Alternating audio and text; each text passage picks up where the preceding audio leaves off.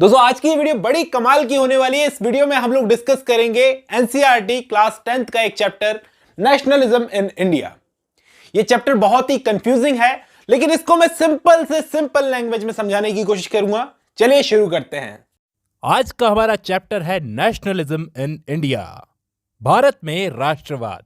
Board exams में सबसे confusing chapter, जिसे देखकर आप लोगों की सिर्फ एक ही चीज बाहर आती है और वो है ये आंसू। Nationalism in India. सबसे पहले हम इस वर्ड नेशनलिज्म का मतलब समझते हैं। इसका मतलब होता है देश के लिए प्रेम। हम चाहे इंडिया के किसी भी स्टेट में रहते हो, राजस्थान, गुजरात, महाराष्ट्र, आंध्र प्रदेश, उत्तर प्रदेश, मध्य प्रदेश या फिर जम्मू कश्मीर, कहीं के भी रहने वाले हों, सबसे पहले हम एक इंडियन हैं, भारतीय हैं। ये जो फीलिंग है ना भारतीय होने वाली, यही होता है नेशनलिज्म। तो हम इस चैप्टर में पढ़ेंगे कि इंडिया के लोगों में ये देशभक्ति पैदा कैसे हुई। तो अब आप सोचोगे कि सर क्या ये देशभक्ति पहले नहीं थी?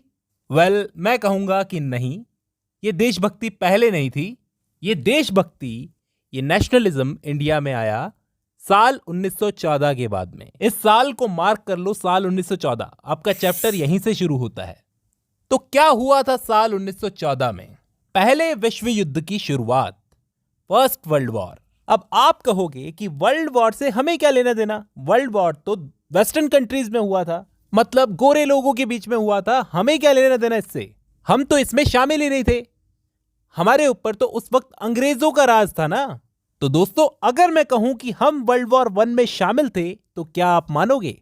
हाँ, हम लोग वर्ल्ड वॉर 1 में शामिल थे। हम लोग ब्रिटिशर्स की तरफ से लड़ रहे थे, क्योंकि हम ब्रिटिशर्स की कॉलोनी थे, तो वो हमें मजबूर कर रहे थे कि हम उनकी तरफ से लड़ें। हमारे बहुत सारे भारतीय सैनिक जाके, इंडियन लोग जाके वर्ल्ड वॉर 1 में मारे गए। यहीं पर आपके एग्जाम्स में क्वेश्चन बन सकता है कि वर्ल्ड वॉर 1 के भारत पर क्या इंपैक्ट पड़े, impact of world war 1 on India.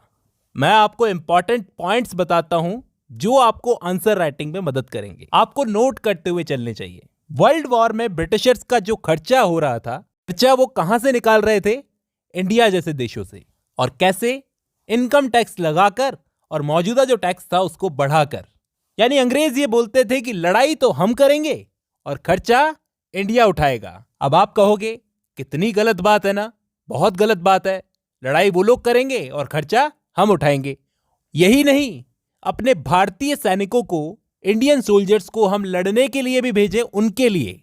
Second point यह है कि जब तक ये वॉर चली, वर्ल्ड वॉर जितने टाइम तक चली, तब तक इंडिया में जो चीजें मिल रही थी उनके दाम डबल हो गए, डबल से भी ज्यादा हो गए।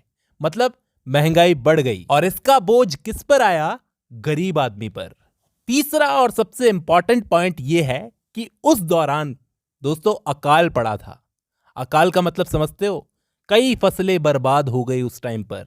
लोगों के पास खाने को रोटी नहीं थी, दाने नहीं थे। क्योंकि मेरे जितने भी दोस्त जो इस वीडियो को सुन रहे हैं, अगर वो किसान फैमिली से आते होंगे, अगर उनका बैकग्राउंड किसानों वाला होगा, तो वो एक बात जानते होंगे कि किसानी एकदम जुए का गेम है। यानी बरसात अगर अच्छी हो गई तो वारे न्यारे, और अगर बरसात अच्छी नहीं हुई तो बर्बादी। तो उस साल यही हुआ था, पूरी फसलें बर्बाद हो गई। इंडिया के अलग अलग हिस्सों में, जो कि कृषि प्रधान राज्य थे, सब जगह पर फसल बर्बाद हो गई। और इसका रिजल्ट क्या हुआ? भुखमरी। और भुखमरी के कारण, चौथा पॉइंट लिख लो, 12 से 13 मिलियन लोग, यानी 1 करोड़ 30 लाख, 1 करोड़ 20 लाख लोग मारे गए। सिर्फ भुखमरी के कारण नहीं, उस वक्त एक बीमारी भी फैली थी दोस्तों, एक एपिडेमिक। जैसे कोरोना फैला था इस टाइम पर, उस टाइम पर भी एक बीमारी फैली थी। मतलब चारों तरफ से हमला हो रहा था। अगर बीमारी फैल जाए और उस टाइम पर खाने को कुछ हो तो मामला संभल जाता है, लेकिन उस वक्त खाने को भी कुछ नहीं था, तो कितने बुरे हालात हो गए होंगे सोचो। आपको नोट कर लेना चाहिए कि उस महामारी का नाम क्या था, उस बीमारी का नाम क्या था? Influenza epidemic. Influenza epidemic. लोगों को ऐसा लग रहा था कि जैसे ही ये वर्ल्ड वॉर खत्म होगा, हमारी प्रॉब्लम्स भी खत्म हो जाएगी, लेकिन ऐसा नहीं हुआ।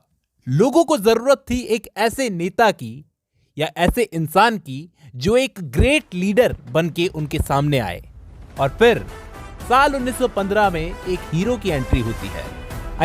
हीरो बन के ही आए थे वो देश में। इसकी बात हम करेंगे नेक्स्ट एपिसोड में।